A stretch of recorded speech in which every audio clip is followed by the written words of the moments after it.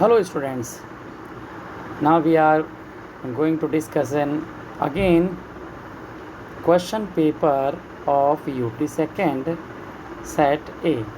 तो स्टूडेंट्स, हमने जो सेट ए के कुछ क्वेश्चंस जो हैं कल यहाँ डिस्कस किए थे, अब हम आज जो हैं उसके आगे कुछ क्वेश्चंस और डिस्कस करेंगे।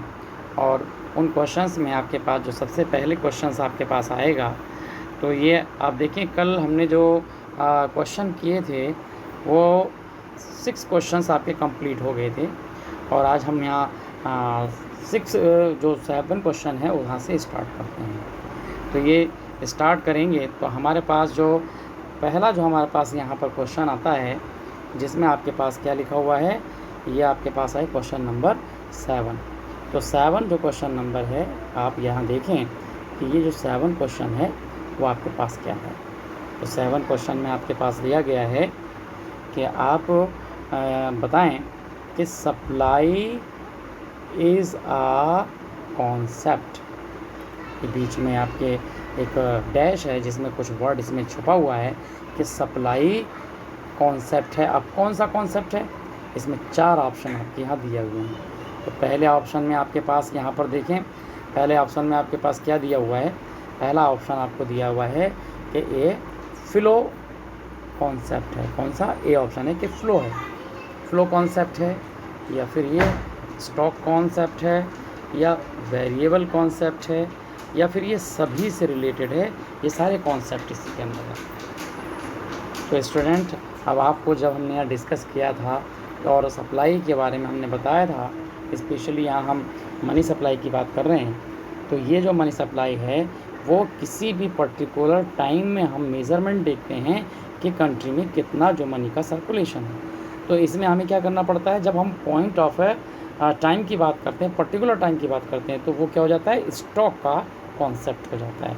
इसलिए हम ये कहेंगे कि जो सप्लाई है वो क्या है, स्टॉक कॉन्सेप्ट है। तो इसका आंसर इस तरह से आपके पास कौन सा आंसर हुआ इसका आंसर हो गया बी। ये बी आंसर इसका आपका हो जाता है। ओके, फिर आपके पास जो क्वेश्चन आपके पास आता है, कौन सा क्वेश्चन आता है, फिर 8 क्वेश्चन।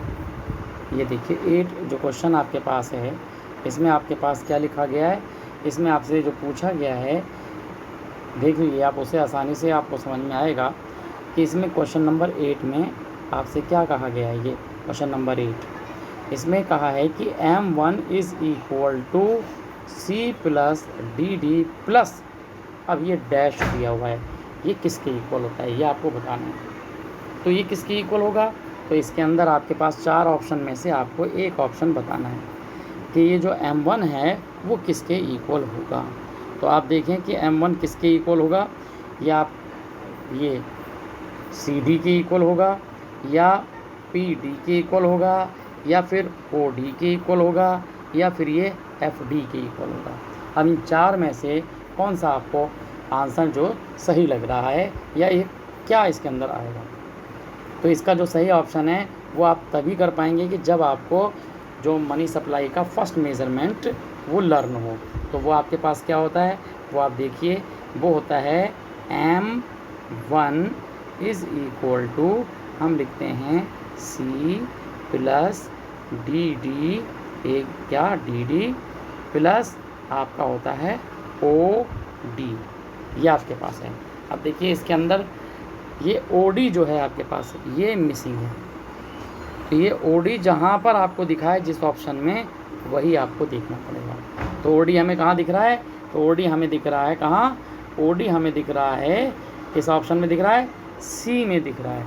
तो इसका C ऑप्शन सही है। ओके, तो ये जो प्लस है इसके साथ में क्या आ जाएगा, O, इसे आप पूरा लिख देंगे D। तो ये ऑप्शन आपका कंप्लीट हो जाएगा। क्वेश्चन नंबर 8 आपके पास इस तरह से क्लियर। अब इसके बाद आपके पास क्या आता है, क्वेश्चन नंबर जो 9 है, वो आपके पास क्वेश्चन नंबर 9 क्या है, उसे आप ज़रा देखिए। ये आपके पास है क्रिएशन ऑफ, फिर से आपके पास एक मिसिंग है, इज़ कॉल्ड क्रेडिट क्रिएशन। अब आप देखिए कि द क्रिएशन ऑफ अब क्रिएशन ऑफ आपके पास क्या लिखा हुआ है, जो क्रिएशन होता है किसका होता है, मनी क्रिएशन होता है, क्रेडिट क्रिएशन होता है, इज़ कॉल्ड क्रिएशन। कौन सा जो क्रिएशन है वो कहलाता है, तो हमने आपको बताया है कि जो सेकेंडरी आपके पास डिपॉजिट होता है कमर्शियल बैंक का, उसे हम क्रेडिट क्रिएशन बोलते हैं। तो क्रिएशन ऑफ जो हमारे पास क्या है, सेकेंडरी डिपॉजिट। तो ये जो सेकेंडरी डिपॉजिट है, जहाँ पर भी ऑप्शन होगा इसका आपको वो लगाना पड़ेगा। तो इसमें आपके पास देखें, पहले ऑप्शन में आपके पास लिखा हुआ है प्राइमरी डिपॉजिट, फिर लिखा हुआ है सेकेंडरी डिपॉजिट, फिर टाइम डिपॉजिट, फिर नन ऑफ दीज। तो इन तीनों में वही जो चार ऑप्शन हैं, इसमें आपके पास जो ऑप्शन है वो आपके पास सही ऑप्शन आपके पास क्या है, जो सही ऑप्शन आपके पास दिख रहा है वो आपके पास कौन सा है, वो ऑप्शन आपके पास है जिसे हम कहते हैं सेकेंडरी डिपॉजिट्स।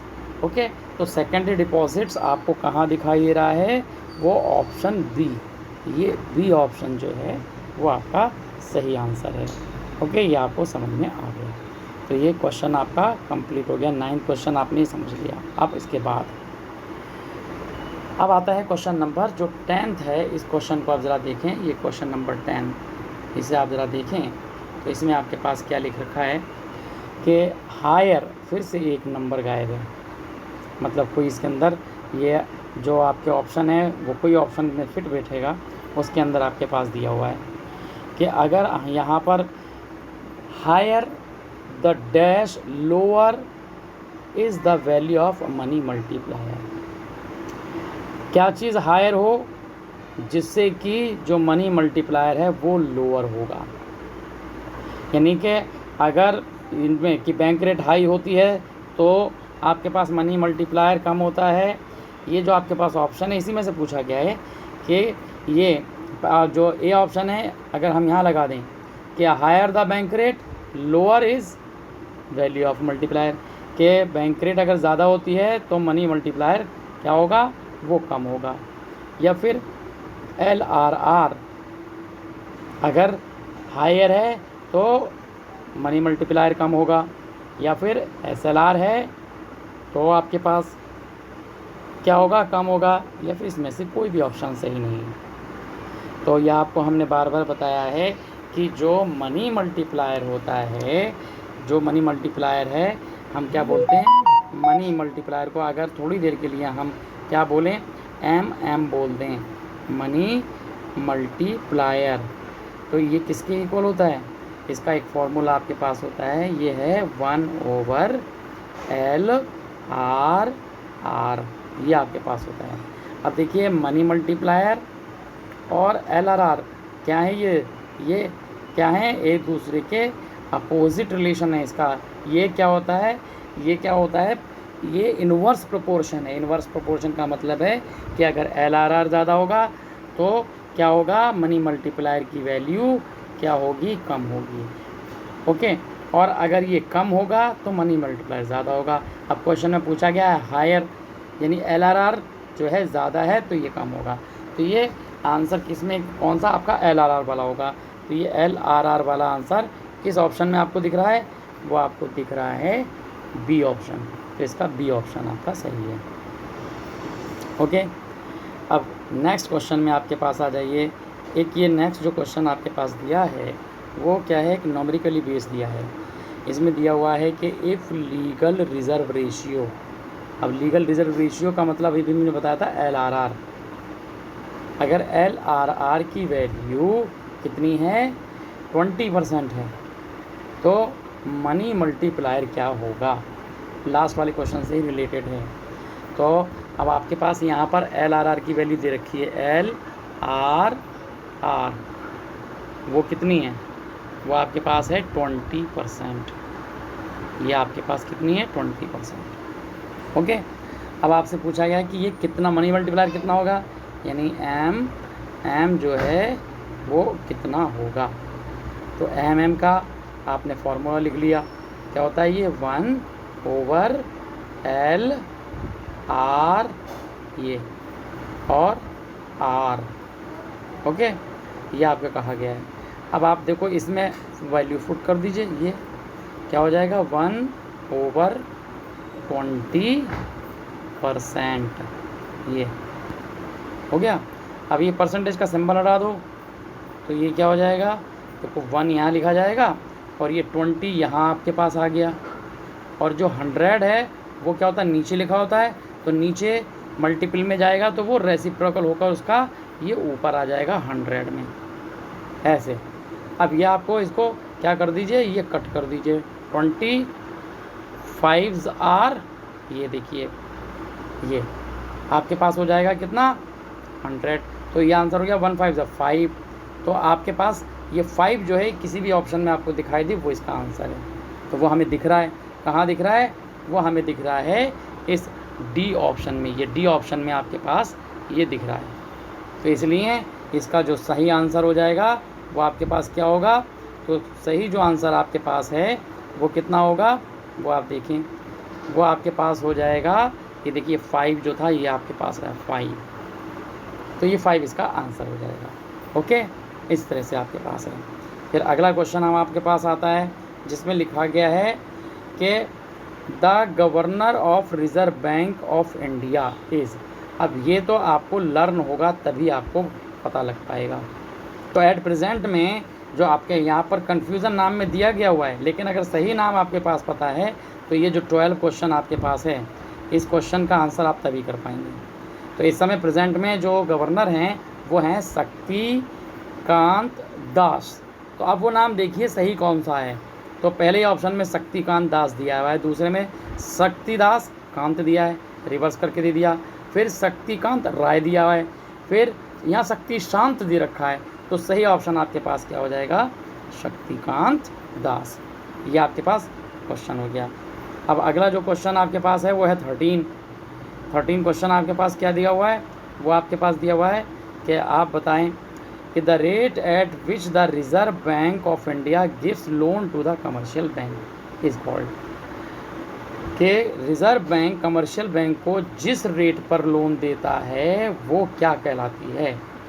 तो उसे हम बोल देते हैं, आपको याद होना चाहिए कि जिस रेट पर आरबीआई कमर्शियल बैंक को लोन दे वो क्या होता है, बैंक रेट। कौन सा ऑप्शन आपके पास है, सी ऑप्शन। तो ये सही आंसर आपके पास है। इसी तरह से इसी से रिलेटेड आपके पास जो क्वेश्चन अगला भी क्वेश्चन है कि the rate at which RBI borrow from the commercial bank. कि अब आरबीआई जो है वो उधार लेती है, इसका मतलब है कि कमर्शियल बैंक अपना जो वॉल्ट कैश है वो किस में जमा करती है, आरबीआई में। तो वो क्या कहलाती है, तो उसका आपके पास रहेगा आंसर कि जिस पर आरबीआई बोरोइंग करती है वो रिवर्स रेपो रेट है। तो इन दोनों का जो आंसर है वो क्या होगा, रीज़न में कि ये दोनों जो हैं वो डेफिनेशन हैं कि given statement the definition of. Okay, अगर 13 क्वेश्चन है तो वो बैंक रेट की डेफिनेशन है और 14 में ये रिवर्स रेपो रेट की डेफिनेशन है। ओके, तो बाकी जो क्वेश्चंस आपके पास हैं वो हम क्या करेंगे अब नेक्स्ट वीडियो में करेंगे। ओके।